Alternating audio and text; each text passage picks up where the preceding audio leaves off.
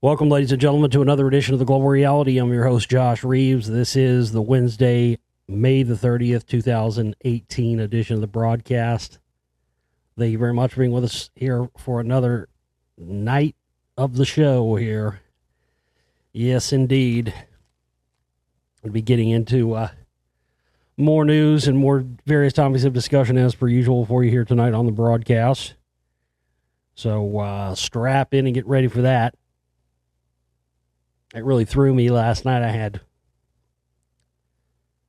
you heard at the end of the show, I had so many news stories, other stuff I wanted to cover, but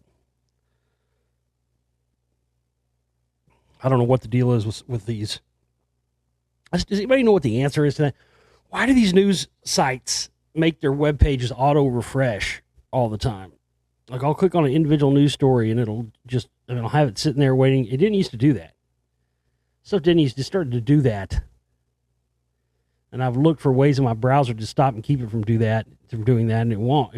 I can't find it. So, I don't know, maybe there's an auto-refresh thing you can turn off. I've tried finding that, but that's just ridiculous. I lost literally like 10 stories that I had stacked up waiting to cover and talk about. One of which I guess I don't need it. I didn't need the news story to cover that I forgot to talk about was, I guess, it's just retarded. That's why I didn't bring it up, but that dude that I don't even know the story of the guy or his name or whatever, but the guy that some dude that got sued by his parents from to move out of his house or some shit, and fucking Alex Jones gave the guy $3,000. What the fuck is up with that? I don't get that. Was the guy like a Jones supporter or something? Was he? I don't know. I don't know the story. But it goes to my point of what I've been talking about for many months here is that, again, since, specifically since Trump's been elected, you've seen this shift in these operatives they've been grooming and bringing up for years. And literally Alex Jones has found some way to have himself in the news every single goddamn week. And you know as well as I do, you don't get in the news every single goddamn week like that unless you're a part of the agenda and you're serving the overarching agenda, and having you in the news every week serves that to further that agenda. So yeah, ridiculous shit. Horse shit and chicanery, as I call it. I'm telling you, man, I made that joke a while back and it fits more and more. Sometimes I think it shouldn't be called the Global Reality anymore. Just call it the fucking horse shit and chicanery show, because every single thing, every day we deal with is that. But today, for a lot of stuff I got to cover for you today it seems like the I told you fucking so 3 years ago show. It's fucking nuts, man. The stuff that's here that I've got to talk about tonight. God, there's so many things now that are coming to light, that are happening in ways I didn't really even predict, but had again, as I talked about last night, that sort of gut instinct, that sixth sense that I have about this stuff that I've always had, man. I mean, even I can remember the day of 9/11. I've talked about this many times, but it really is paramount, because I remember the day of 9/11, man. Waking up, my friend crashed over to a friend's house. He was like, dude, wake up. And like, right as I'm wiping my eyes, the sleep out of my eyes, I was sleeping on a couch and the TV was like right by where the couch was. And I remember wiping the sleep out of my eyes. And just the second that I opened my eyes up, you know how you're groggy when you first wake up? The first fucking thing I see, dude, live, right when I open my eyes, the first plane had already gone into the tower, and I it was on fire. Right as I opened my eyes to do the second plane, boom! That's what I saw. Because they had the footage, and right when I fucking woke up, and I remember the day of immediately, within 15 minutes of it happening, of me waking up, I just immediately had that there it was again. I had that gut instinct thing. I was just like, oh, here we go.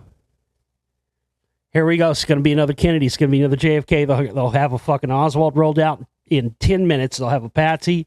They'll have somebody they've already assigned blame to this for, and they don't know jack shit yet. Watch, in 10 minutes, they'll have a patsy. They'll have somebody that already attached and assigned blame to. They'll already have an enemy called out, and they'll already have somebody that they'll enrage us to attack.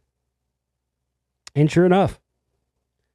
And I took a lot of shit for it and had a lot of fucking arguments with friends and stuff because, people were just like in the fall. I've talked to many people through the years here in Dallas that were around when the Kennedy assassination happened. And they told me, I've talked about this before too, just about how it was, it was taboo to talk about. One way or the other, not even to talk. We're not even talking about taboo to talk about conspiracies. That would be the ultimate ultra double whammy taboo. I'm talking about strictly taboo to even talk about the Kennedy assassination at all for many decades after. I mean, I can remember, you got to understand, I was 15 years old. Grew up in Dallas my whole life. Drove through Dealey Plaza, I'm sure, many times. I know for a fact I did. And it wasn't until I was like 16 or 17 that I ever went to Dealey Plaza for the first time and walked around and understood what happened there and stuff. And I've lived here in this town, and in some instances, different places I've lived within, just a few miles of Dealey Plaza my whole life, and never knew that because it wasn't polite to talk about. But then when the JFK stuff started coming out with the movie and the book and all that stuff, and I started getting into that, and I was living with my grandparents at the time, going to school, and I asked my grandmother about it, and she took me in to her bedroom and opened up this safety deposit box, and she had these fucking pristine newspapers in plastic, like from the Kennedy assassination. They looked like the day they were printed. They were so pristine. And I'd already read a little bit of stuff about the Kennedy assassination, some of the conspiracies and stuff. And as I was reading the newspapers and stuff, there was just so many things that were sticking out. Like, well, how do they already know that? Because some of these newspapers were even printed the day of, like the evening edition and stuff, right? So some of these, the ones like the one that she had, there was one that she had was like an evening edition or something, I think, and it was like, it had stuff in there already that, especially back then in those days, it's like, how did they get all this information this quickly? It's because they already had it all, the narrative already written. And the journalists just act like it's their, hard journalism and their hard work of getting the story. People still think that. People still think that about news stories and whatnot. They think it's some journalist went and put this together, when in reality, some Pentagon or DOD spook, sends the talking points out to AP or Reuters, and then they trickle down to all the other smaller news outlets and newspapers and stuff, and that's what gets printed.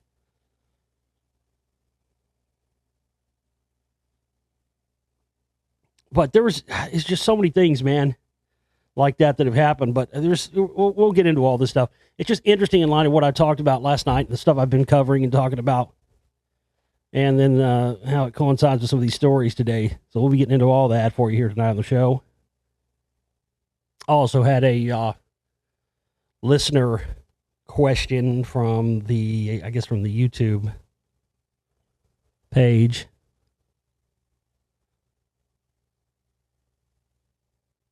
And I'll be getting into that.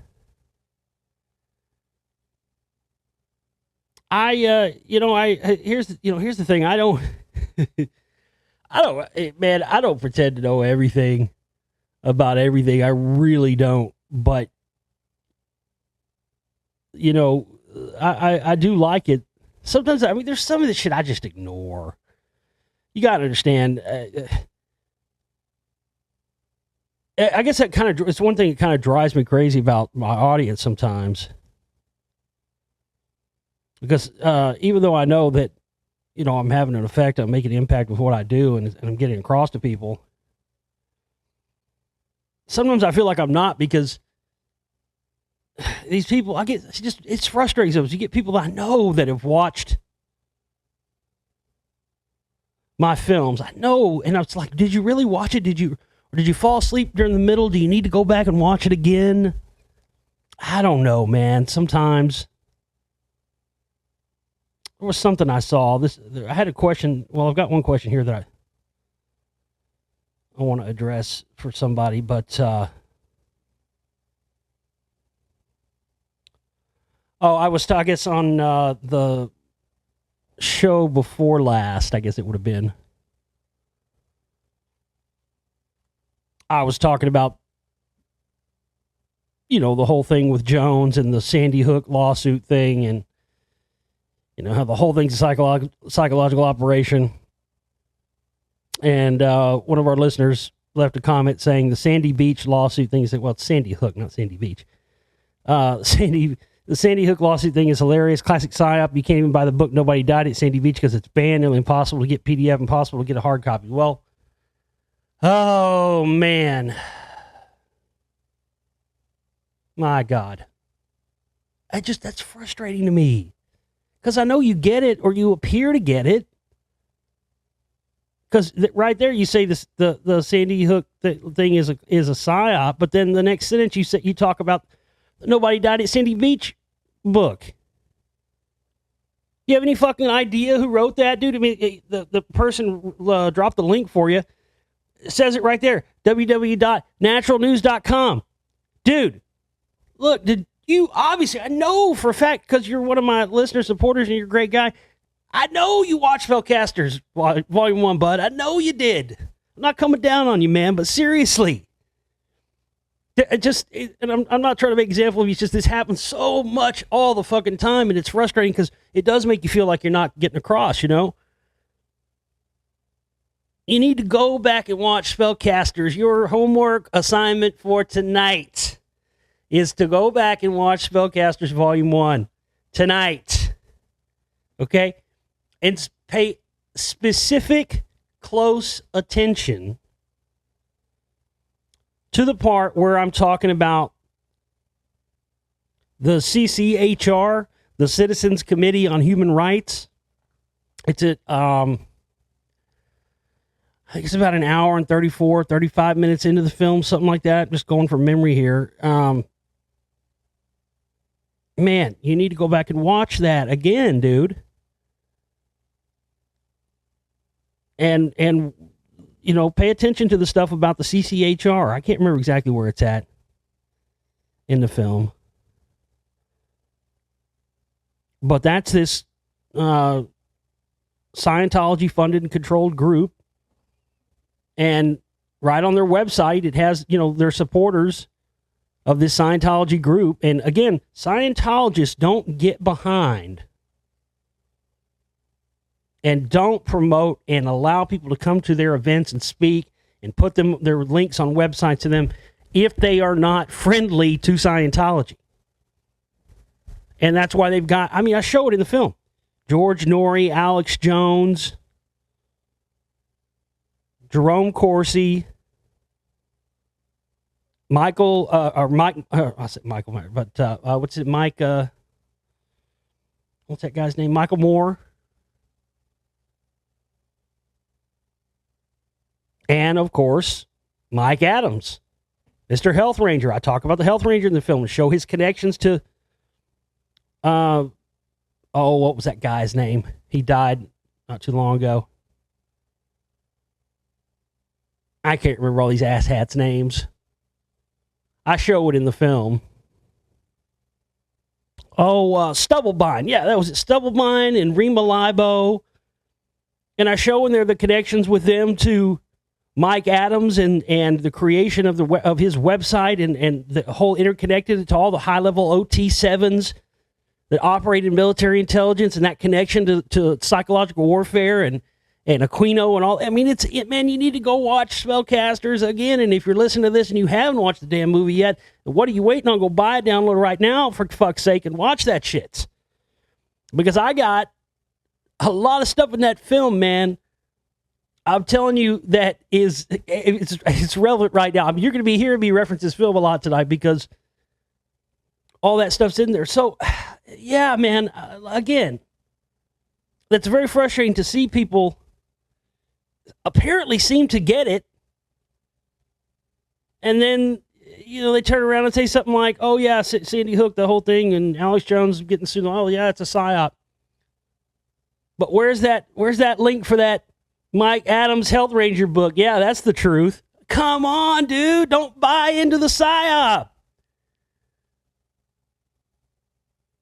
And it's not just one person. I'm not just using this person as an example because it's the most recent thing I've seen like that. But I mean, it's every day I see something like that. It's frustrating.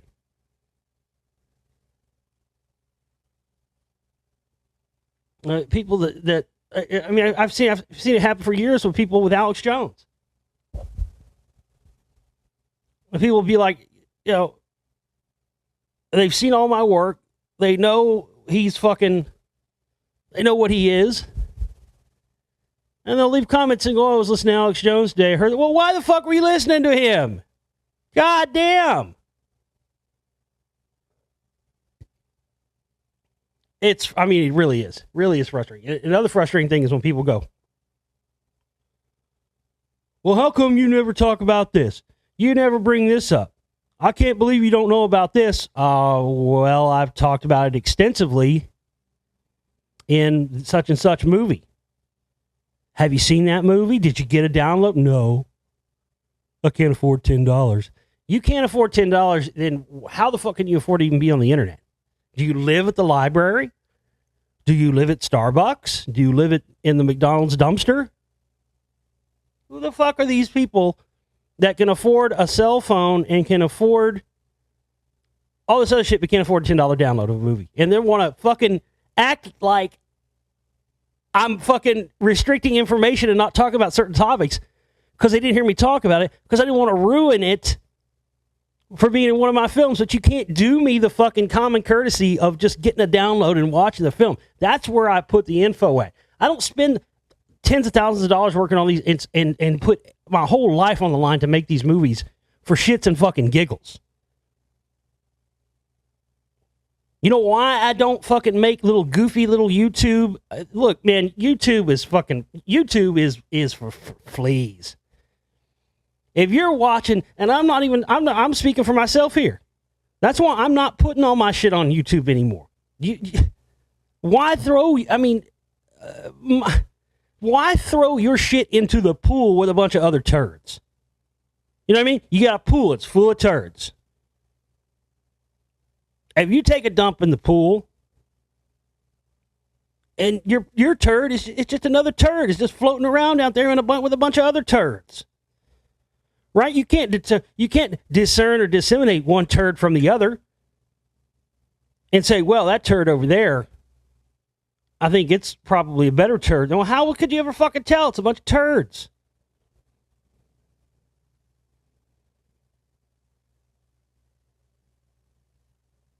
I mean, it boggles my mind.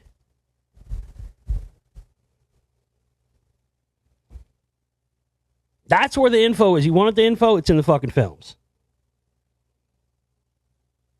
But, my God. I mean, I talked about that as soon as that fucking thing happened. As soon as these guys, that's what these guys are. It's all about psychological warfare. I mean, I don't know what else to do, man. You can lead a horse to water, but you can't make them drink. It's frustrating.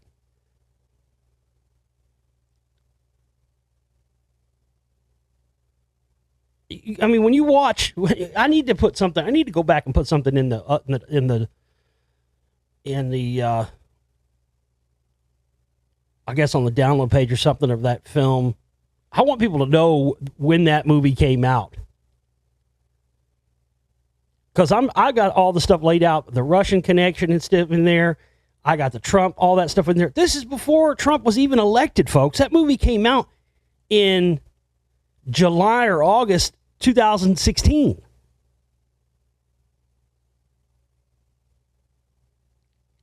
And already I had the stuff in there. I mean, I talked about, if you listen to my my new Saturday night show, which airs live, by the way, not pre-recorded, live on Saturday nights on our new Shoutcast live stream,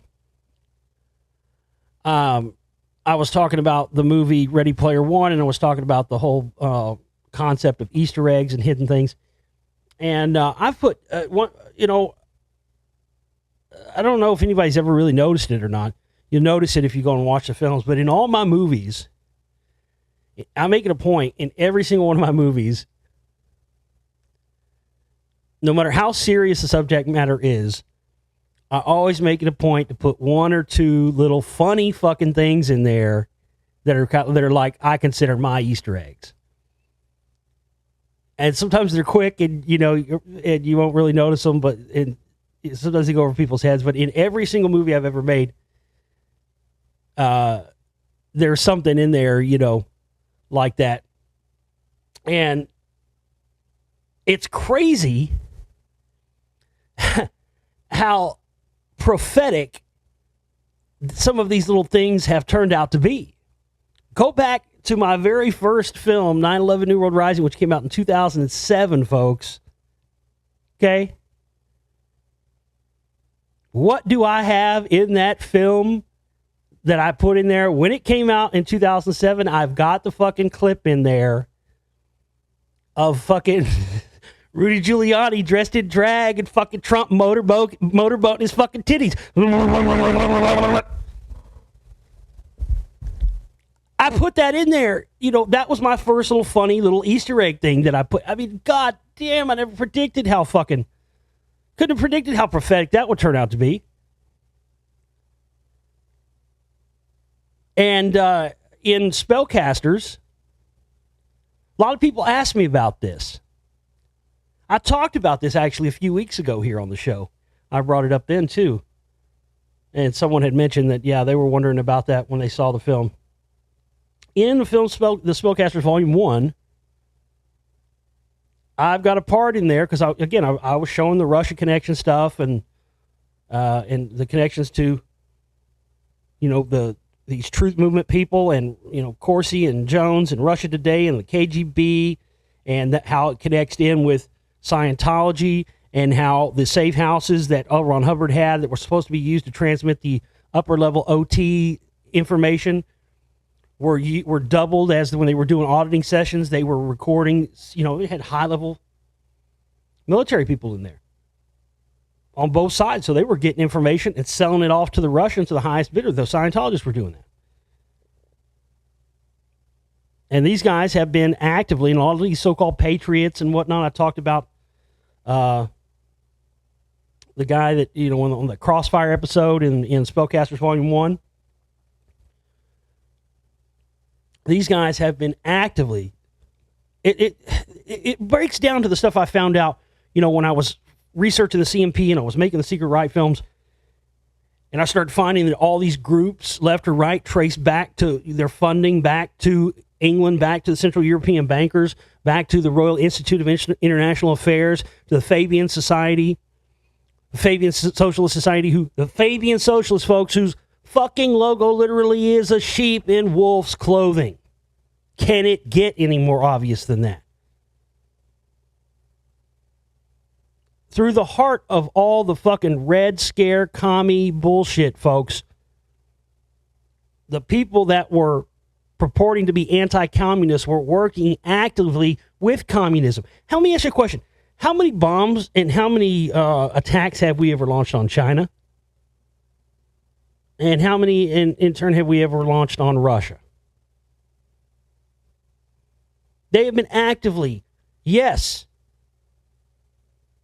the United States government and the British government, yes, they've been actively working towards communism for many years while actively simultaneously acting like it's the enemy.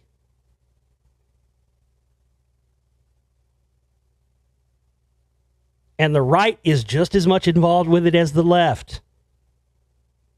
And they've been trying to keep this fucking hid for many years, and it's finally coming out, and that's why they're doing all this shit now, just like I said they would. Because I said right when Trump got elected, what's Jones and them going to do now? They've aligned themselves with the establishment, and they did exactly what I said they were going to do. Continue to blame lefties continue to blame liberals for everything and act like they are the holier-than-thou gods who don't do anything wrong and are absolutely in the right 100% of the time.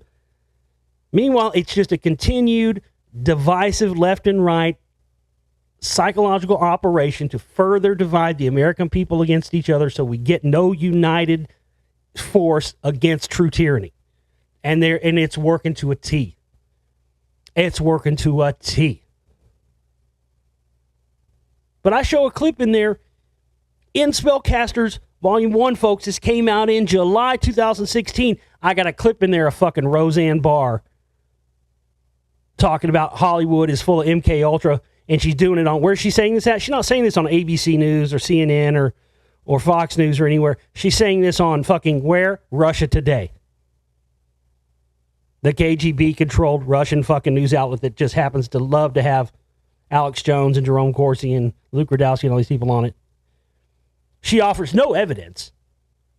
She offers no evidence as to how, even if we know that to be true, she offers no evidence, just makes the claim.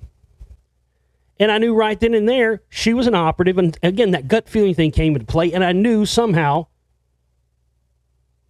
because I already knew Trump was going to be elected, I knew she was going to fucking play a part in this. And goddamn motherfucker, look what's going on now. Look what's happening now. Look at this psyop that's happened with her fucking show. That whole thing has been a fucking psyop. From the front. From the jump. Seriously, I was showing, look, watch that movie. I was detailing the Russian connections and all this stuff, folks, before anybody had even heard anything about Russian connections with Trump, because we hadn't even had an election yet that they were accused of being involved in tampering with. I didn't pull that shit out of my ass. I didn't get that shit from somebody else. I got it because I've done the fucking research. I've done the work. I've put in thousands upon thousands of hours into this, folks.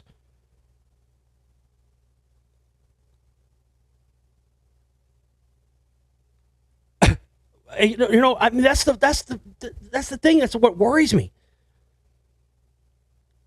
I'm afraid that once people finally get around to checking out my work, it's going to be too late. Man, and you think it's bad. Now, at least now, people see it more. When I first started talking about the CMP, man, I mean, I tell you what, nobody wanted to talk about it. And more than that, the biggest thing that's happened with my work is I'm uncovering shit that people thought nobody was ever going to figure out, be smart enough to get to. That's the whole thing. Just like I talk about and covered the stuff with in the Spellcasters with L. Ron Hubbard and the Kennedy assassination. Nobody ever thought anyone was ever going to figure that out and put that together. And a whole cottage industry of conspiracy theories was started and created around keeping that a secret.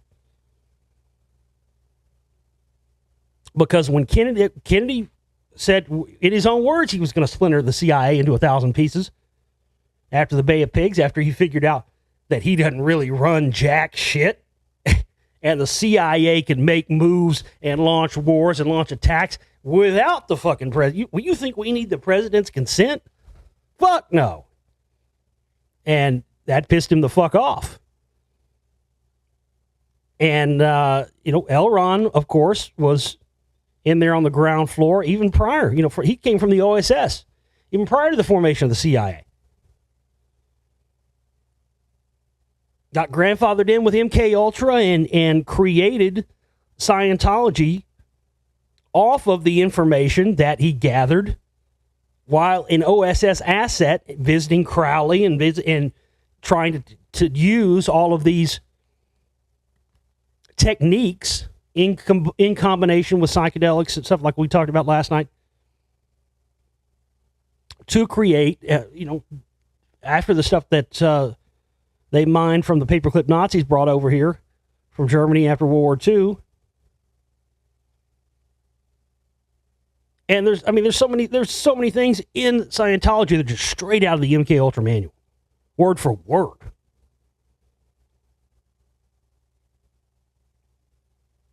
So when Kennedy had Scientology raided and had all their e-machines,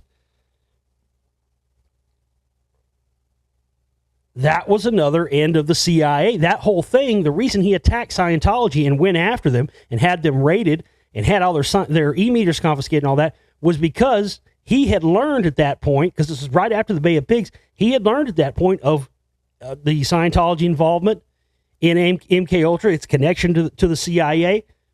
He wanted it shut down. And we got fucking notes that were supposedly written by Oswald that had handwriting analysis done on them that show conclusively they were written in L. Ron Hubbard's handwriting.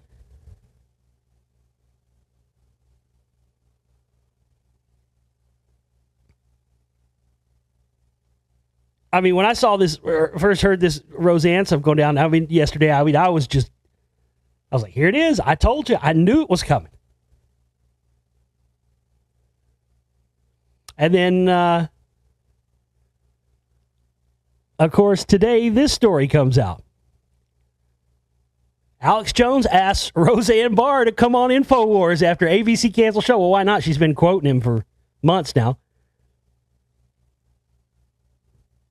But I mean, seriously, when you look at this story, you look at the stuff that's going on this week, and then you go back and you watch Spellcasters Volume 1, it's mind-blowing even to me.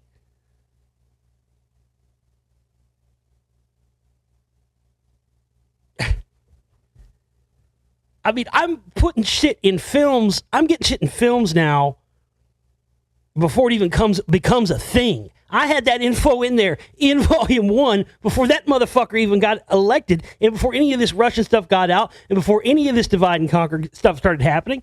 Boom!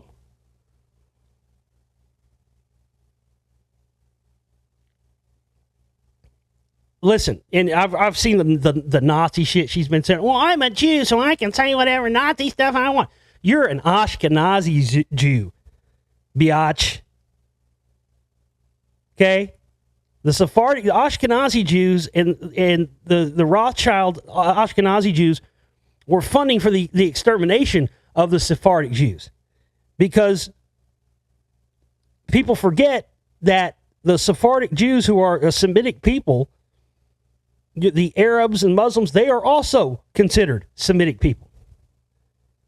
But yet, if somebody calls an Arab a sand nigger, it's not considered anti-Semitism, because they have owned the terminology in the minds of the slaves and the citizens to the point where people think these terminologies only have the one meaning they're told they have, regardless of whether or not that being Semitic encompasses something entirely different altogether, and encompasses it all.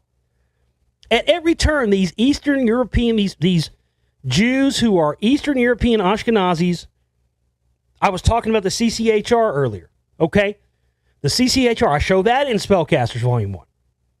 The guy that started the Citizens Committee on Human Rights, which is a CIA Scientology offshoot group that specifically deals with going against the anti-vaccine stuff, the anti-medical, pills and drugs, just like Scientology is totally against the psychiatric industry and all that stuff. The guy that started CCHR, you can look up quotes, Ron Paul loved him. Yeah, Ron Paul's another guy who was on the CCHR list. This guy was a Central European Ashkenazi Jew, Russian heritage, that Ron Paul loved, that started the CCHR group. Scientology, he was a Scientologist as well.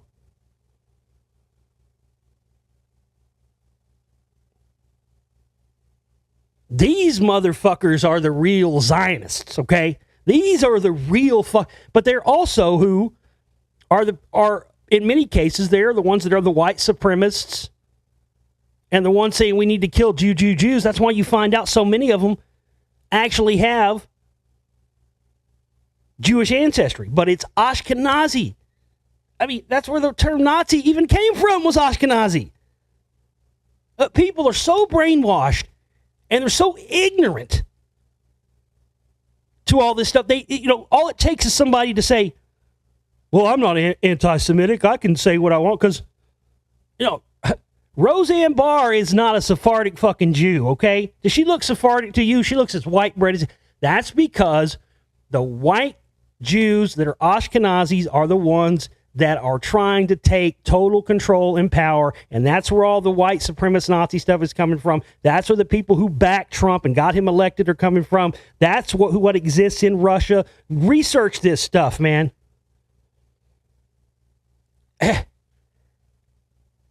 I'm fucking sick to death of it. And here it goes right on cue, man. You know what's funny? What was it? Who was the woman that she said the racist thing about?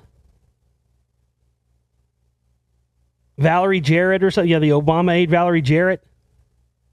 I didn't know she was black either. I thought she looked white to me.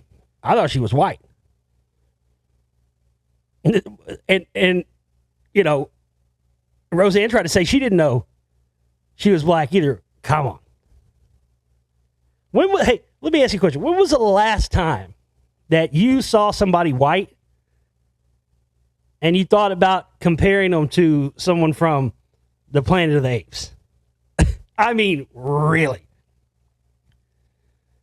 Ambien. I like how Ambien came out. Oh, Ambien, well, one of the side effects of Ambien is not. It might make you hack your family up in little pieces while you're asleep when you go to bed at night. You might get up and hack your family in pieces with an axe. I had a friend whose mom blew her brains out on Ambien. No shit. But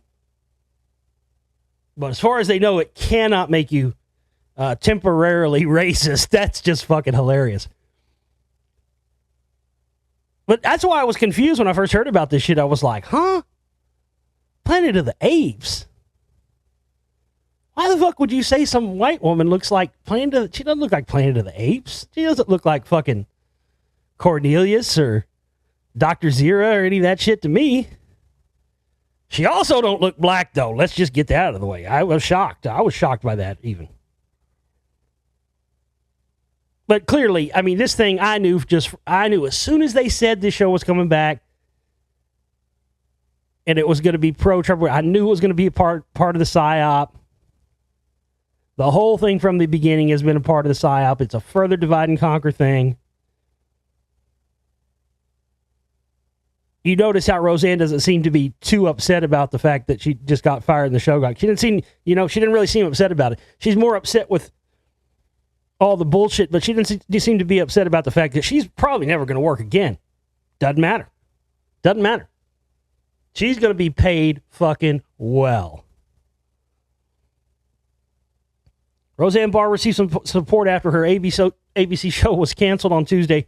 Conservatives and conspiracy theorists like Alex Jones, man, I get so sick of that. You know, they try to just exclude motherfuckers like me. I was there through all the 8 years of fucking Obama. I was there and I didn't stop and I was exposing this stuff then. When Trump got elected, I continued. I mean, when I started, Bush was in office. But that's why they continually, at every turn, folks, do everything they can to keep my work suppressed. And any opportunity that I do get, be it to go on a TV show or a national radio show or something, sabotaged at every fucking turn. Because I'm their worst fucking nightmare. Because I truly have exposed the left and the right and all of these motherfuckers all together, and that's what they don't want. You know, all my life somebody's been trying to put me in a fucking box. I remember, being a musician, being a teenager and a musician, and, being into punk rock and playing bands where I played some punk rock stuff and getting total and utter shit for also being a fan of, Pink Floyd and Led Zeppelin and stuff like that, and Queen and stuff. Oh man, you can't like that music and like punk rock at the same time. No, this is blasphemy. Yeah, I can. Yeah, I sure as fuck can. I can like anything I want to like. There's no rules to this. Same fucking type of thing here, man. They have gone out of their way to try and act like conspiracy information or any of that stuff absolutely 100% is only relegated to the area of Alex Jones. And they do not want people to know, folks, that there are people like me who are considered conspiracy theorists also, who aren't lockstep with Alex Jones and who in turn expose him and the people behind him. Left, right, center, doesn't matter. I'm their worst fucking nightmare. That's the goddamn truth. And as I've talked about before, I don't even tell you the half of it, man. I don't get up here and piss and bitch and moan every day because they suppress my YouTube views, but they do. I don't get up here and talk about the shit that Facebook, has never let me reach the over 2,000 people that I've had. They've never let me reach more than 30 or 40 people at a time. Even when I've paid for advertising campaigns, still. Every dirty trick and everything at every turn, because they know, folks, once people finally figure out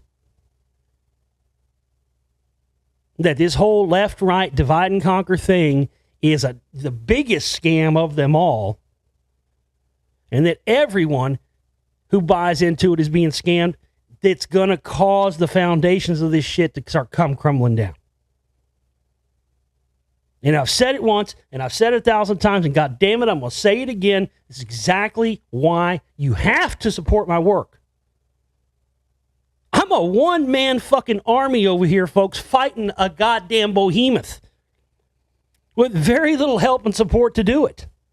And some of you out there, some of you fucking asshats that still refuse to support my work or do anything positive to help this, just continue to sit there with your thumbs up your asses, sitting on the couch, being armchair quarterbacks, doing nothing to help or support the cause. You have no fucking clue. You don't have a goddamn clue or an idea of what it takes to really fucking try and fight this shit.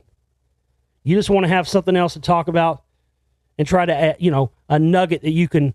That's why a lot of people listen to my show. They don't give a fuck about me or my work. They know that there's nobody better than me, frankly. That's not ego or anything else. It's just a fact. Frankly, there's nobody that can touch me when it comes to research. The information I put in do I get it right 100% of the time? Fuck no. Am I a perfect human being who's flawless? Fuck no. Absolutely fucking not. Am I the smartest guy that's ever walked the fucking face of the earth? Fuck no. Absolutely not. Have I dedicated my life and my entire being to this work and put in the fucking hours and connected dots and information nobody else has? You goddamn right I have.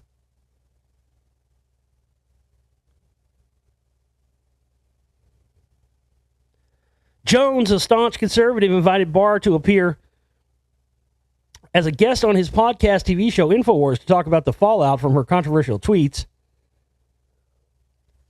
Hi, at the real Roseanne. It's time for you to strike back against these thought police. Really shake them up. You've been on the show before, and it's time for you to come back on. I think we need to get Roseanne up here and see if we can, Roseanne, she's not a bad-looking old woman. I'd shave some of that fat off her back if the New World Order Institute FEMA camps and I was starving. I don't want her in the bunker with me. Shit. Folks, listen, you really need to get some of these Peter Puffer Patriot Stay Hard dick pills right now. We got a good deal on them. Ted's got some Jew gold he wants to sell you too. I bet Roseanne keeps a piece of Jew gold around her neck. A number of netizens who identify with Barr's controversial comments offered Barr the support and suggested for the network to lay down the hammer on liberal entertainers who have made harsh comments about conservatives. Well, again, the reason they're not going to do that is because it's not considered racist to say anything about white people. You can say whatever you can say whatever you want about a white person. You can call them a cracker. You can call them a fucking whatever, Cro-Magnon. I don't even know. I can't even think of an insult that I would find insulting somebody's. I mean, that's why when they can't find anything, they just call you fat or whatever. Oh, he's fat. All right, really? Is that all you got? That's all you got.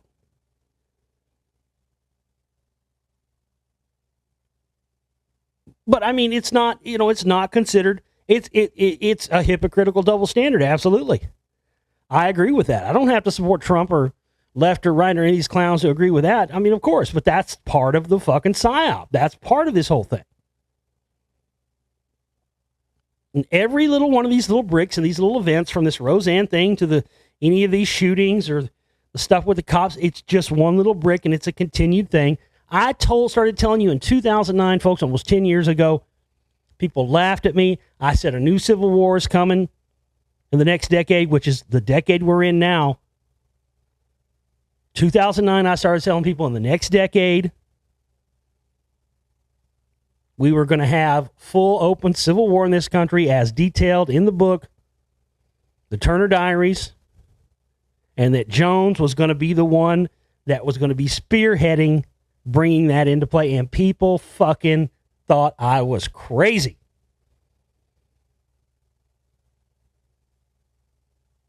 Man, I found this audio recording.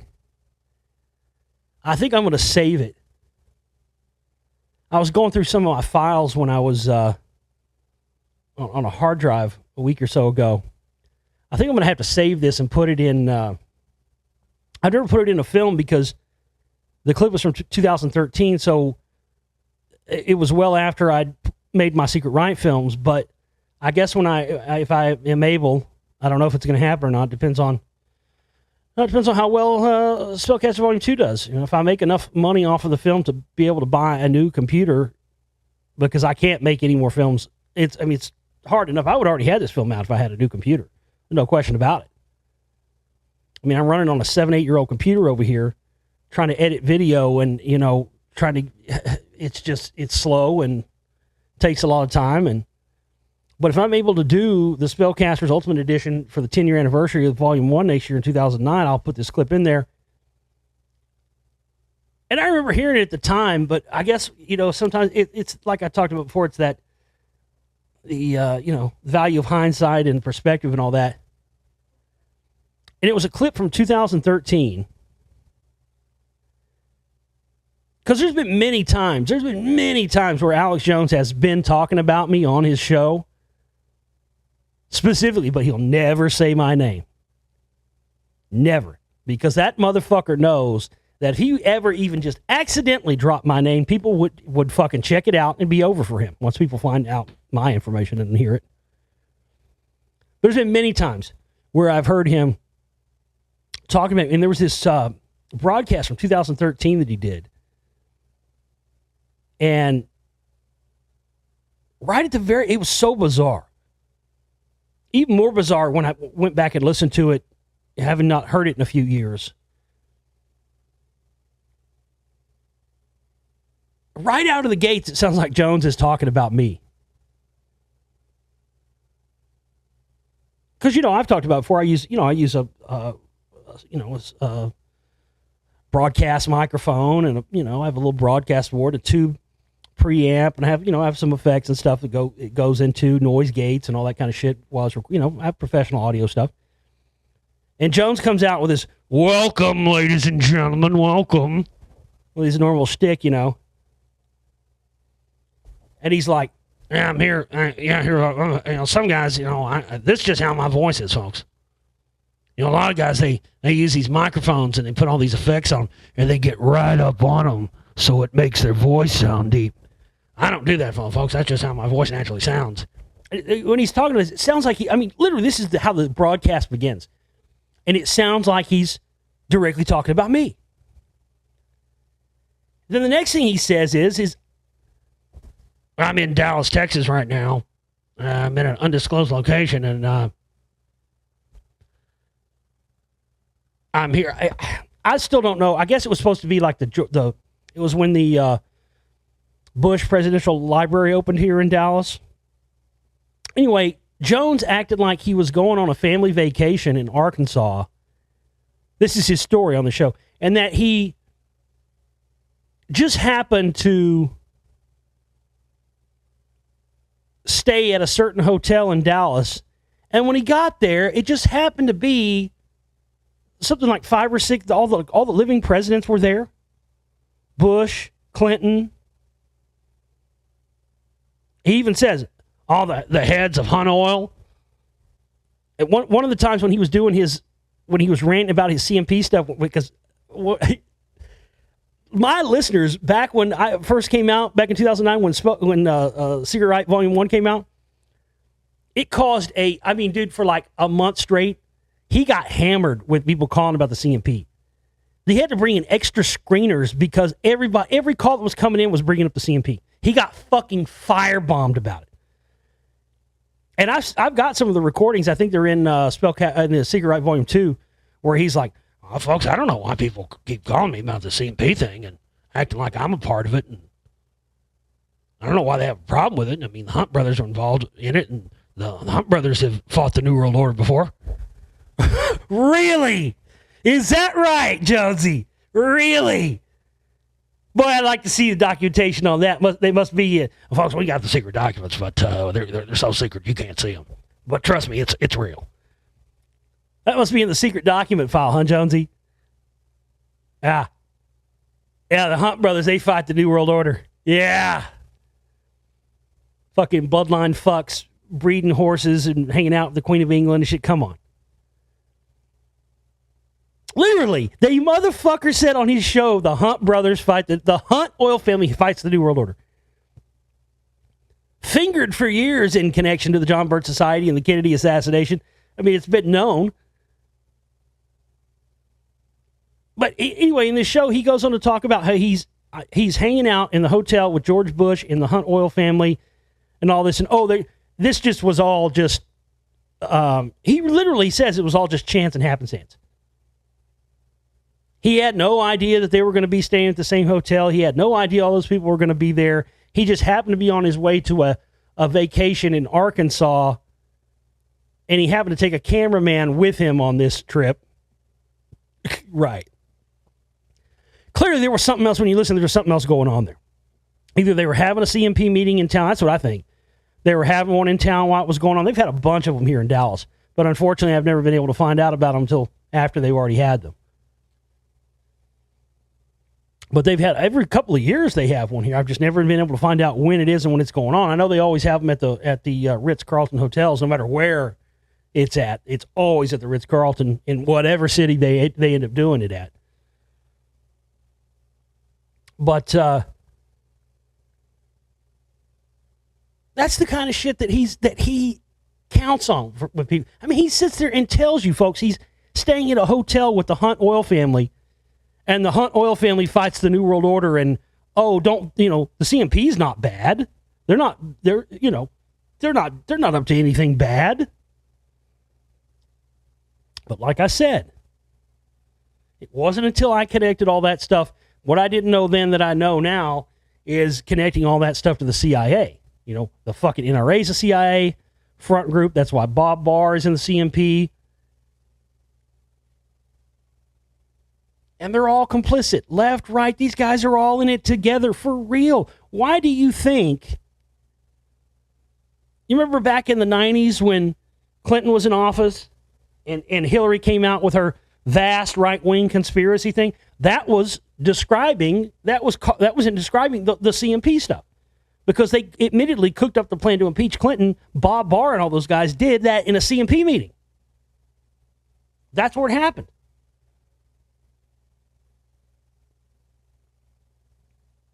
But it's all two sides of the same coin, man.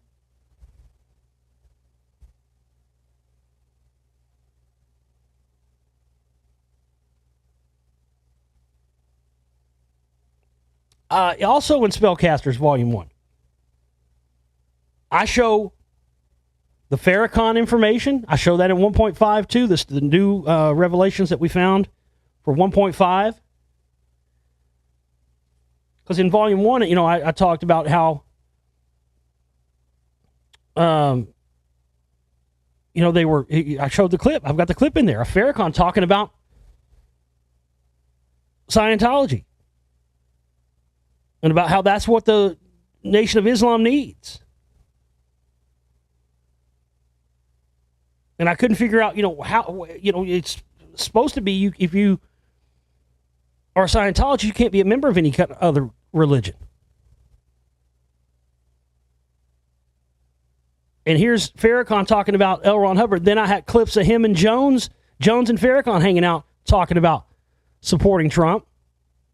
Now listen to this. Yes, you read it right. The right welcomed Louis Farrakhan's support of Donald Trump. Boom, motherfucker. Boom. God damn. What's that line in that Megadeth song? Ashes in your mouth, sweet taste of vindication. Yes. That's the motherfucking sweet taste of vindication right there, bastards. Sweet taste of vindication turns to ashes in your mouth. God damn it. At the motherfuckers when I came out with Volume 1 who tried to question my connecting Trump and Scientology and Farrakhan. And then we find out between when I come out with Volume 1 and 1.5, which I have in Volume 1.5, then we find out, because during that time period, Leah Remini came out with her Scientology show. I told you years ago on this broadcast, 7-8 years ago, that I'd read long ago and laughed at it and thought it was fucking hilarious, thought it was a joke, didn't believe it, had read years ago that Leah Remini was a CIA asset. Just thought it was fucking hilarious. The fucking King of Queens bitch is fucking CIA? Come on. And then what do we find out? Not only do we find out, or not only did I find out, not we, I fucking found this shit out on my own and put it in fucking, give credit where credit's due here. That all of that Farrakhan and Nation of Islam stuff being brought in with Scientology was spearheaded 100% by Leah Remini. It's a fact.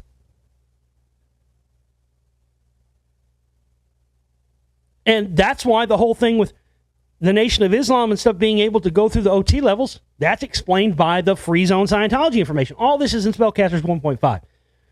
If you've seen 1 and you haven't seen 1.5, you need to get a download. It's not just a throwaway film with a bunch of fucking extra clips and shit that didn't make it. It's its own separate little mini film that has additional information and answers to questions that we didn't have yet in Volume 1. So you got to get it. Donald Trump really is a big tent Republican, at least in terms of bigots and racists. If you hate a minority group, you are very welcome inside Trump's tent. There are the white supremacists in Charlottesville, whom he defended as very fine people, and people like former KKK Grand Wizard David Duke, who have openly praised Trump many times, including last November with this tweet after Trump retweeted anti-Muslim videos. Thank God for Trump. That's why we love him. Speaking of anti-Muslim activists that are all in for Trump, blah, blah, blah, blah, blah. I don't give a fuck about all that fucking lefty shit. Get to the Farrakhan shit. And now we can expand that tent of hate to include Louis Farrakhan. Yep, the despicably anti-Semitic spewing leader of the Nation of Islam is now praising Trump, and the reason he's touting Trump should be concerning for anyone actually who supports blah, blah, blah, blah, blah. In an interview published Friday, Farrakhan exalted Trump for destroying their common enemies. As Farrakhan explained, the nature of this administration is good for us. Adding as a comment, there never has been a president quite like Mr. Trump.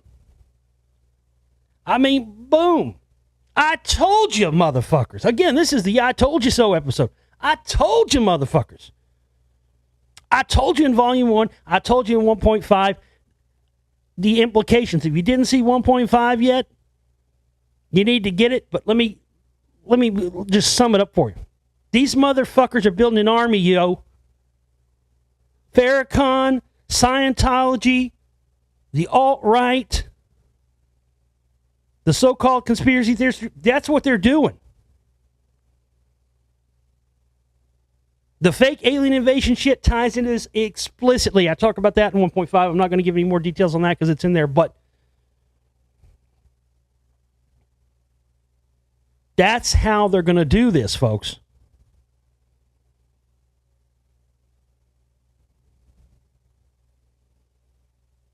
You thought the original Civil War was brother against brother and all that shit.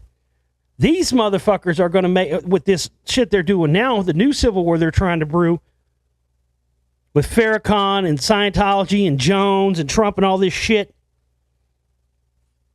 It's truly going to be white versus white, black versus black. That's what they're trying to do here. They're trying to amass an army.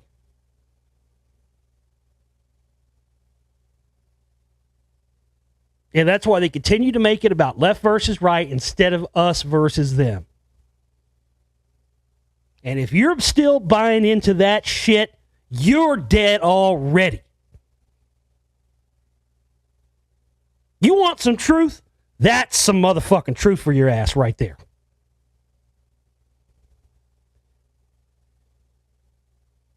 I told you, motherfuckers. I mean, goddamn, I just continue to be proved right at every fucking turn.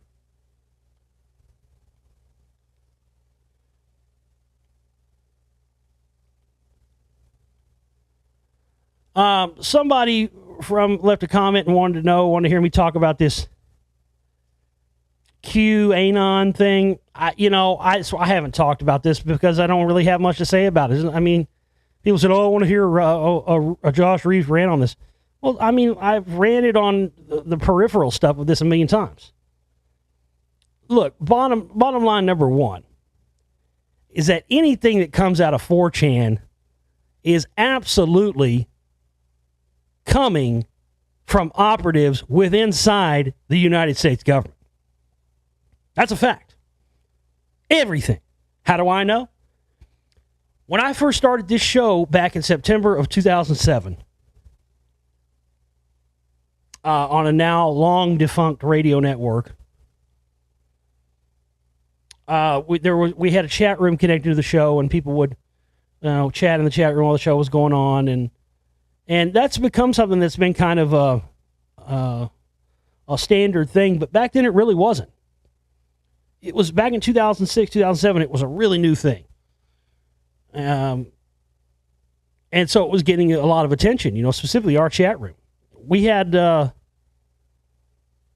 lot of famous people come in there during that time. I mean, there was people who, famous people. I mean, like people famous within like the, truth movement stuff at that time.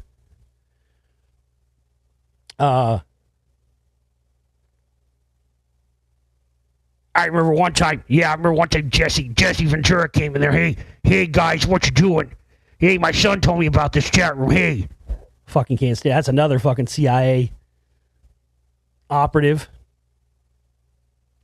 But one time we had our chat room hacked by a bunch of the 4chan guys, and the guy who was running the network that I was on at that time, he had all the he had all the administrative stuff, so he was able to see IPs of anybody. So all these IPs that were people who identified themselves as 4chan people, who also claimed they hacked our chat room, all of their IPs traced back to DOD. They all traced out Langley, Virginia, DOD, CIA, NSA, NRO. That was one that I got a hit on my fucking website one time, scared the bejesus out of me. NRO. A lot of motherfuckers don't even know about the NRO. More powerful than the CIA or any of these other groups. That's when I shit myself. That's when I knew it was like, oh, fuck, I got the attention of the big boys. I got hit by DARPA 10 times in one day, one time. It's like, what the fuck do the boys in the white lab coats at DARPA want to do with me? Jesus. Monsanto headquarters in Missouri, I got hit by them like 10 times in one day once. CIA, NSA, FBI, Langley, Virginia. I had my fucking, I've caught them actively connected to my Facebook page. I've caught it actively connected to CIA servers in Langley, Virginia. Okay. So first and fucking foremost, that's all I got to say about the fucking QAnon thing. Let me just read this so it'll give you some information. QAnon, also referred to monoliterally as Q, is the originator of a conspiracy theory popularized by supporters of U.S. President Donald Trump. The theory involves a series of cryptic internet postings by a person claiming to have access to classified information involving the Trump administration and its opponents in the United States. QAnon's posting campaign is also referred to as the Storm, which guarantees you that it's some white supremacist fucking. They always use those terms. I don't know why they use the. Why is the white supremacists use the same terms for everything? Storm front, storm this, stormer that.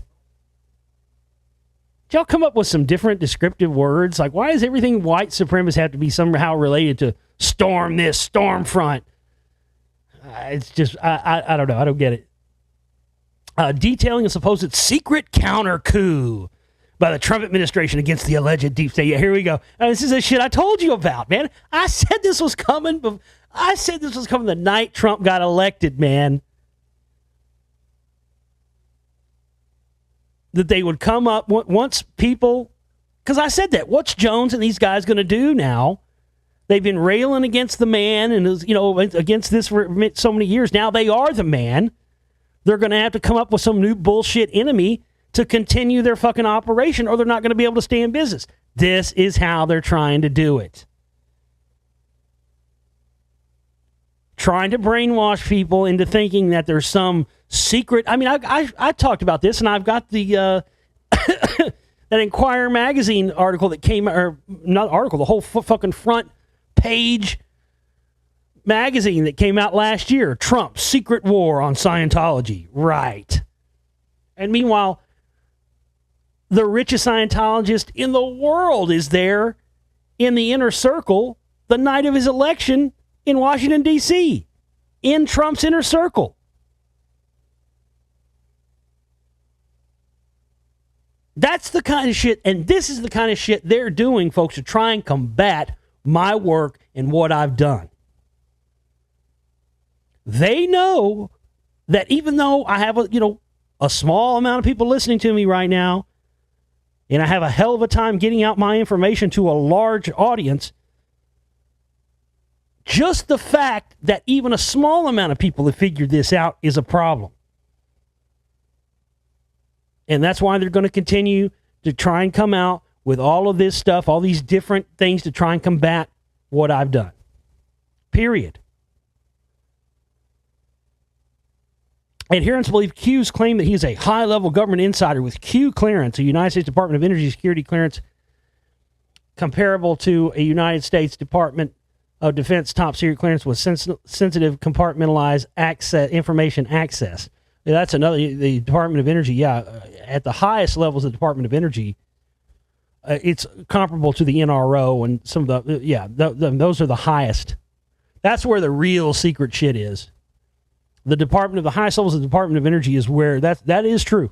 That is where, but that they would have some role in some fucking anti-deep state coup with the Trump administration is ridiculous. Because they would not fuck around with anything that lowbrow and low level. Okay? These are the motherfuckers that deal with, back-engineered extraterrestrial technology and hidden free energy, cold fusion device. These are the guys that cover up and anytime, I can't tell you how many times I've read stories through the years since I've been on the air in the past 10, 11 years. I'll see a story one week, it'll say, breakthrough miracle free energy device discovered, or breakthrough in unlimited free energy. And next week, person who discovered breakthrough in free energy last week was found dead today, hung themselves in their garage. They couldn't go on living. I've seen that. Cancer cures, time and time again. And it gets swept under the rug and people just forget about it. It goes down the memory hole. Nobody remembers it. I've literally seen stories. Breakthrough cancer cure. One shot, one cure, good to go. Next week, fucking woman puts the fucking water hose with the tailpipe in her fucking car. Can't go on living. Yeah, because that's what you do. After you make a fucking world-changing discovery, you go and you kill yourself because you can't deal with it anymore. I will never kill myself, so if they ever come out and say I killed myself, you better know I didn't. a person identifying as Q Clearance Patriot first appeared on the board of 4chan October 28, 2017, in a message entitled "The Calm Before the Storm." There it is. There's that storm thing again. The latter appearing to reference Trump's cryptic description of gathering military leaders as the calm before the storm. Fox News anchor Sean Hannity has tweeted about QAnon and the Russian government-funded network Russia Today News. There you go. There you go. Has discussed the topic. The conspiracy theory has been promoted by Alex Jones and Jerome Corsi. God damn. Imagine that. Well, here we go. Now we're back to Corsi and Jones and the CMP and fucking Russia Today and the Russia thing. I mean, there we go. Give me a fucking break. I can't believe people haven't figured this shit out by now. This speaks to the idiocy of the average person that people are still buying into this shit and believing it to be real. You're being conned, you're being lied to, and you're not just being conned and lied to by the mainstream people of left and right politics. You're being conned by these people who are claiming to be truth seekers like myself. And here I am, one of the last, folks. I'm one of the last of a dying breed over here, man, who's truly trying to fight this stuff on a real level and having some success breaking through. Unbelievable. Sometimes I wonder, it just blows me away that this is the reality of the world I live in.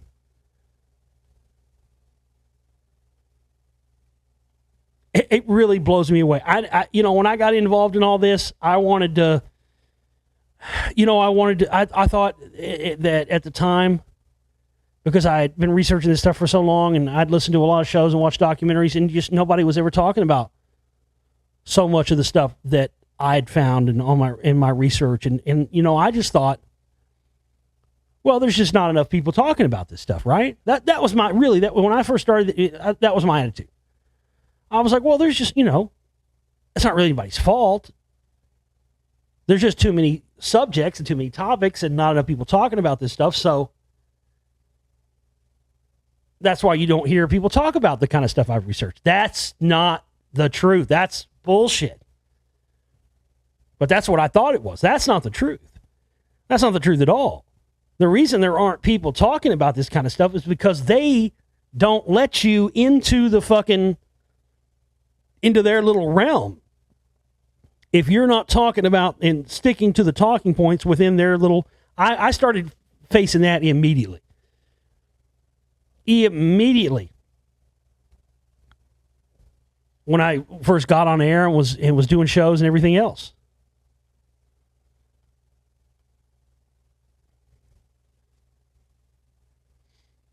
They create this little walled, fortress.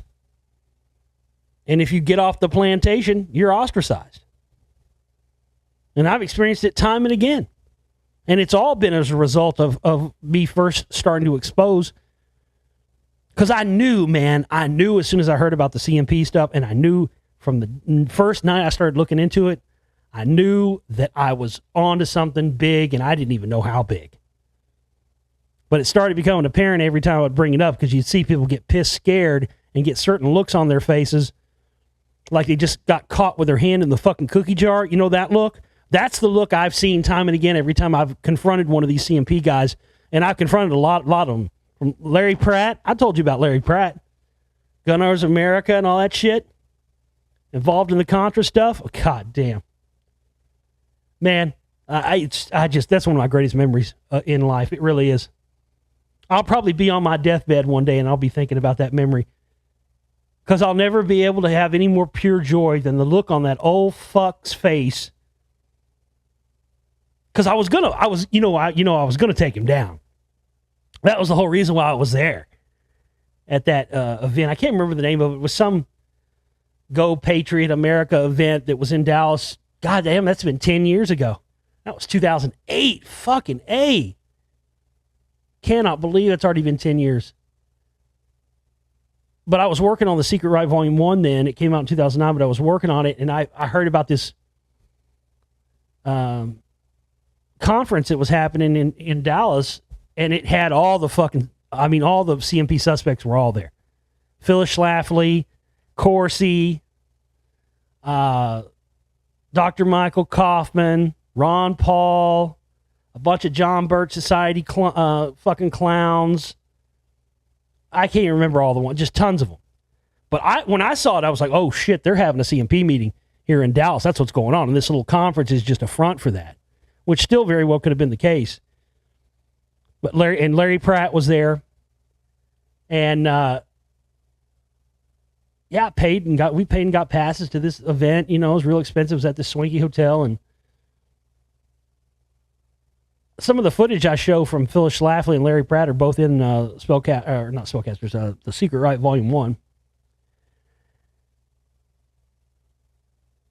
But I was gonna attack him, not physically attack him, but I mean, I had somebody with a camera back there, and I was gonna call him out and call him out for the Contra stuff and saying we need Contra style death squads in America and all this stuff, and I was gonna call him out. And while he was doing his speech, I was sitting in the back, and I started thinking about it. I had a total change of heart. Because I was like, man, it just, something doesn't seem right about this. Yeah, I could confront him. And yeah, it'd make a cool YouTube video. It might get a few hits. But I mean, we spent all this money to be at this conference. I'm going to get thrown out of here, probably get fucking arrested. It just didn't seem worth it. So I decided to have a different approach to it, right? I decided what I was going to do. I was like, well, you know what? I'm not going to do that. I'm not going to attack him. I'm just going to go up to him. I'm going to tell him who I am. I'm going to tell him that I want to interview him on my radio show. I'm going to tell him the topics I want to talk about, and I'm going to see what he says.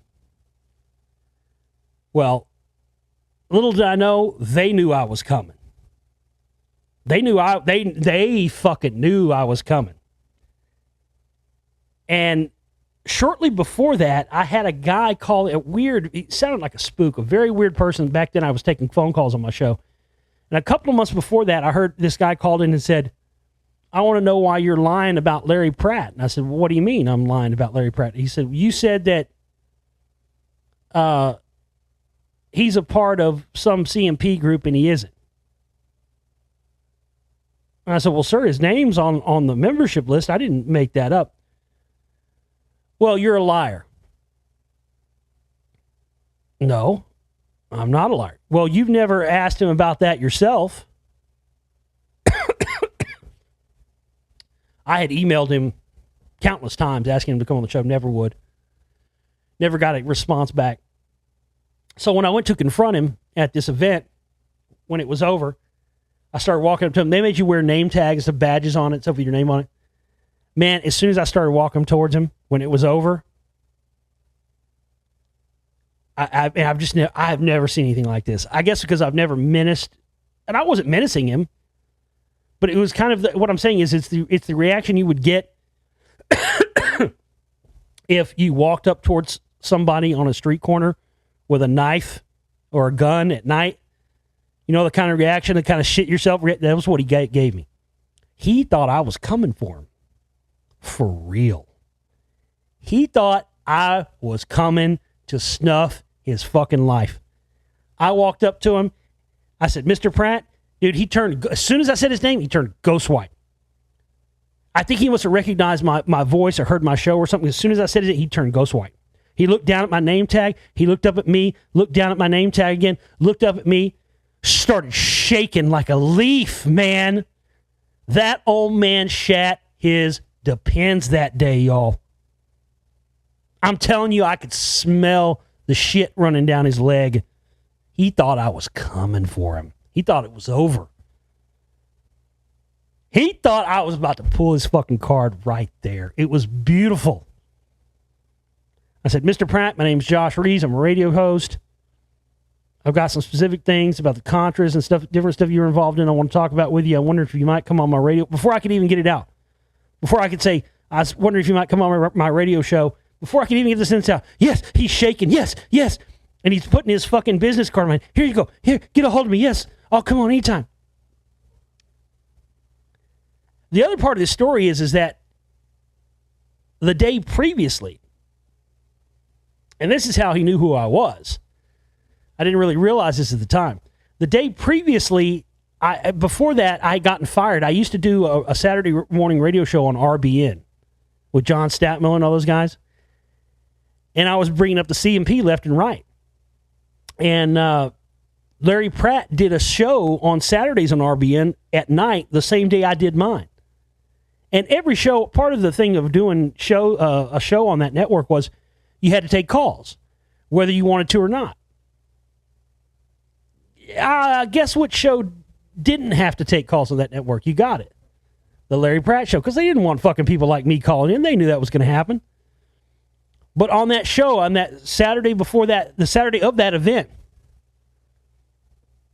or the Saturday before that event, I said on that show, I said, I was talking to the CMP, and I said, yeah, I'll do you one better. There are people, I'm not going to name any names or say who it is, I'll let you figure it out, but there are people who are on this network that do shows that are members of the CMP. That was Saturday. On Monday, I got the call from John Statmiller, who I've never met or talked to in my life. Yeah, you're fired. Why? Well, so I had like the second highest rated show on the network. I took this dog of a fucking 7:30 a.m. or something like that, 7 a.m. Saturday morning, 6:30 or 7 a.m. Some bullshit ass fucking thing. Donkey of a fucking time. And I took it and I whipped that motherfucker into a fucking show that had a good amount of listeners getting up every Saturday morning listening. And he said, I don't care. I just don't want you on my network. And when I went to that event where Pratt and all that was at, Larry Pratt was at, I went outside to smoke a cigarette, and I saw Statmiller, and he was standing over by a wall talking on a cell phone. He didn't know me from Adam, right? So I sat there and eavesdropped on his fucking conversation because he didn't fucking know me, didn't know who I was. The dude just fired me and had no idea who I was or anything else. And I heard him talk. There was some guy, I can't remember this guy's name, but he was John Birch Society, and he was speaking at the event. And I heard him talking on the phone with someone talking about this guy going, yeah, this is really the kind of guy we want on our network. This is the guy I think we should give that Saturday morning slot to. And I was sitting there going, God damn, this is ironic, isn't it? I was sitting there 2 feet away from him. And I'm hearing him talk about giving my show to a John Birch Society guy after he fired me from talking about the CMP, and I just fucking, talked to Larry Pratt. It was bizarre. It was a mind fuck, dude. And folks, I've been at the front lines of fucking exposing this shit before people even fucking knew why it was important. That's what I'm saying, man. It's gonna. I don't have 10 years anymore. I don't have 10 years anymore though for people to catch up with my information. I need people to be getting it, understanding it now.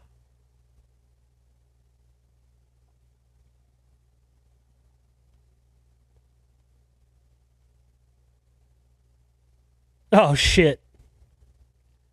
Isn't this right on time? Well, if you heard if you didn't hear last night's show, you want to hear last night's show in its entirety. I put up the partial show on YouTube. You can get the entire show, buy the whole download of the entire show without a membership in the download shop right now, where I sell all my films and audiobooks and that, where you can get Spellcasters and 1.5 and all the Secret Riot films. You get all that shit in there. If you haven't gotten those films, you need to go in the download shop and buy those motherfuckers right now. If you didn't hear last night's show all the way through, you should hear that full show, because there was a lot of fucking important information in that show. You really should hear it if you didn't hear the whole one. Go buy it. You can get a membership, for Christ's sakes. I got a deal going on right now. I told you about it last night. It's $80 to get a year membership to my archives. You get the Saturday show included with that, but we've got a deal going on until Friday. If you get a 1-year membership for $80, you get 2 years with it. But here it is, one day after I fucking talked about the stuff I talked about last night with Cobain and Courtney Love. Here it is. Courtney Love hired group to kill Francis Bean Cobain's ex-husband over Nirvana guitar lawsuit claims. Unfucking believable. I mean, we're talking just hours after I did that show talking about this and talked about all the Courtney Love shit. This is what I'm talking about, folks.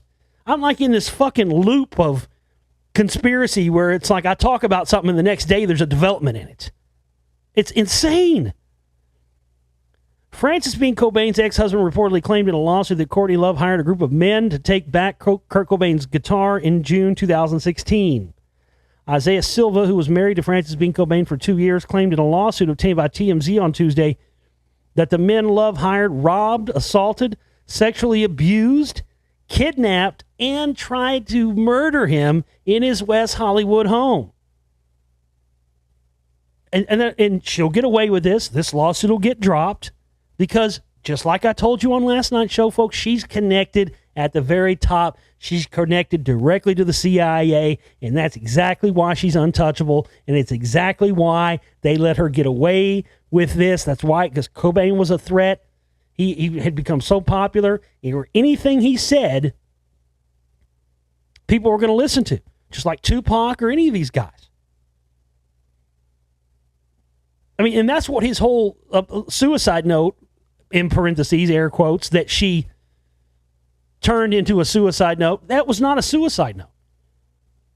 And this is one of the things I'll be detailing in Spellcasters, is artists who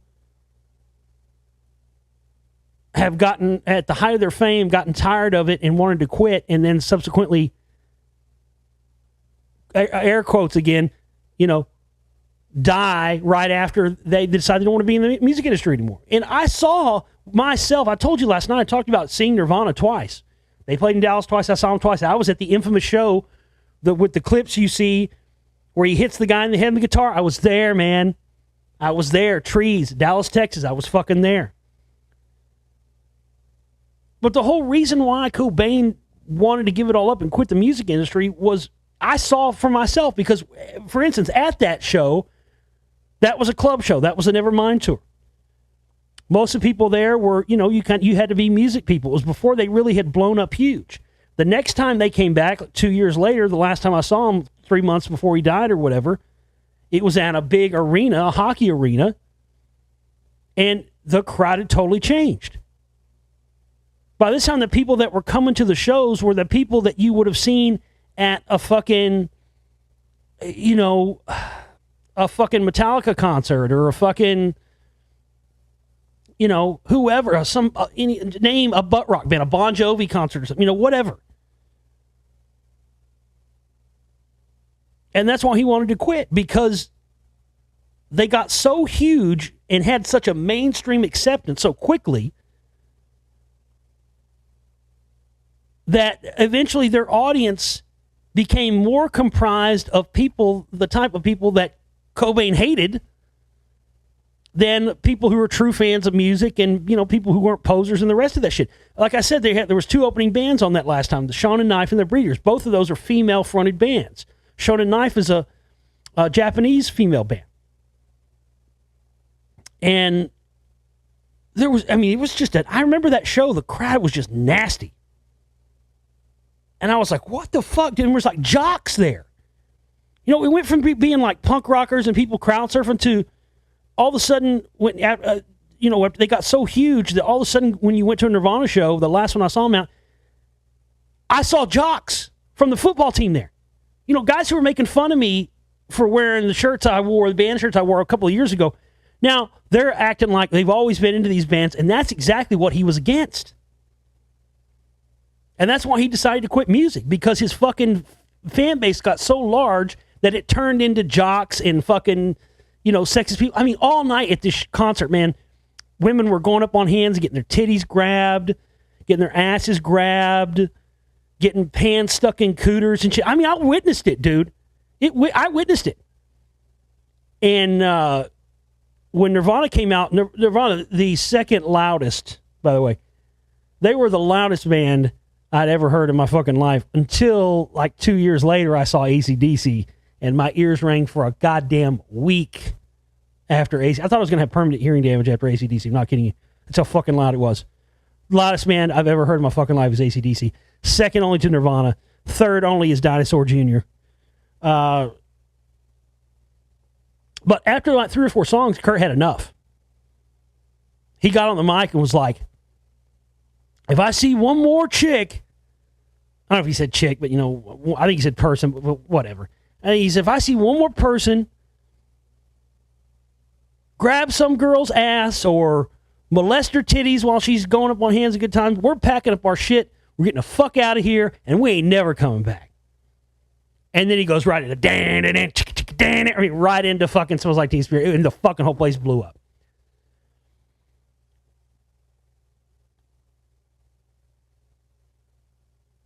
But that's, I mean, again,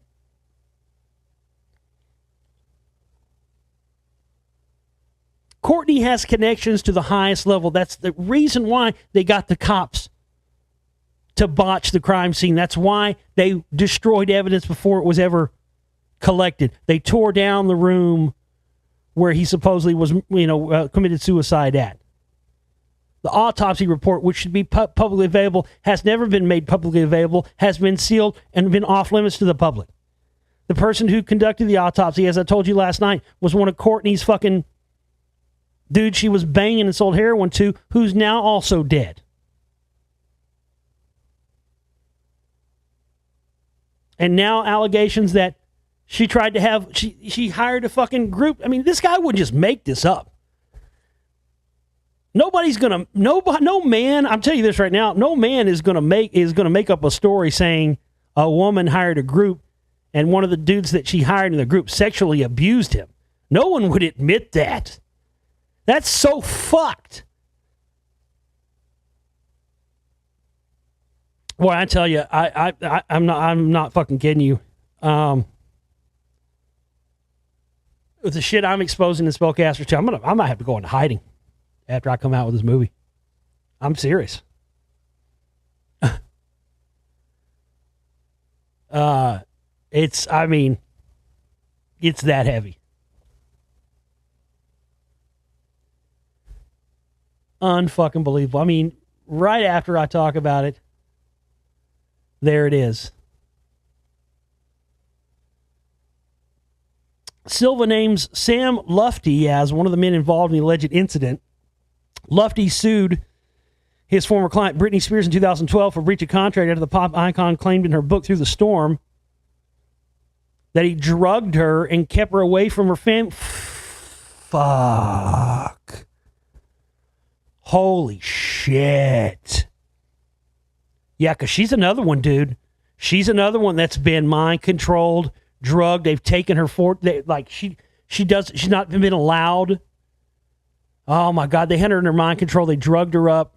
They claimed she was an unfit mother. They fucking took all her money away, and her money is, managed by somebody else. Her whole life is sub-managed because they claim she wasn't mentally fit, still to this day. We got to find out. I got to find out. Sam Lutfi. Sam, Samlutfi.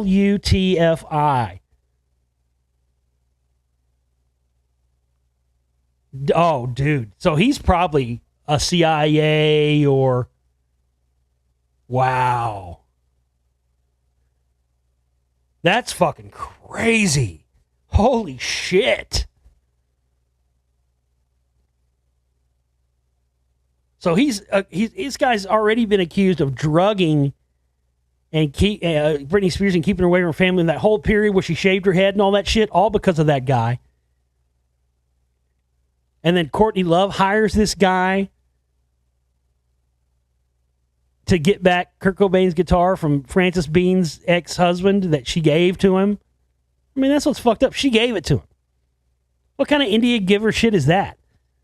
You give somebody something and then you get a divorce and, I'm supposed to just give it back willfully? Fuck you. Should never gave it to him in the first place, ho.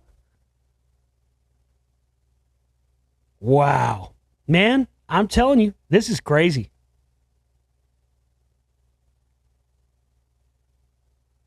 And it speaks volumes for how, so many, from, Chris Cornell and, there's so many of these. So many. And people just still think, oh, you know, because that's the narrative they've been sold. We've been sold. Everybody's been sold the narrative of rock stars or druggies and this, that, and the other. So, you know, it's easy to sell that narrative when they get ready to fucking pull the cord on them. Because the only thing better than a rock star cash cow is a dead rock star cash cow. Holy fucking shit. All right, ladies and gentlemen. That's all I got for you for tonight. Don't forget, this is our fundraising week. Hey, listen, we got to talk about this real quick. I talked about it on yesterday's show. I told you all the deals we've got going on right now, all the perks. Go back and listen to yesterday's show if you didn't hear that. We don't have any fucking leeway. We have to reach 100% of our operating cost goal no later than 5 o'clock on this Friday. The needle between yesterday and today has not moved a bit. We need this needle to move. Our goal is to raise half of the amount we need by the end of the day tomorrow on Thursday, and then hopefully raise the rest on Friday. So go and get your contributions in now. Go back and listen to the perks and whatnot that we're offering. I'm not going to review it again here now. But we need everybody. This is the most important time. I'm about a month away from having Spellcasters 2 done. We cannot go under and have all my work and lose our studio and everything else now. We got to reach 100% of our operating cost goal, folks. So go and get your contributions in now. I will see you back here next time for the show, folks. I want to thank everybody for tuning in and being with me. You guys have a good one. Take care.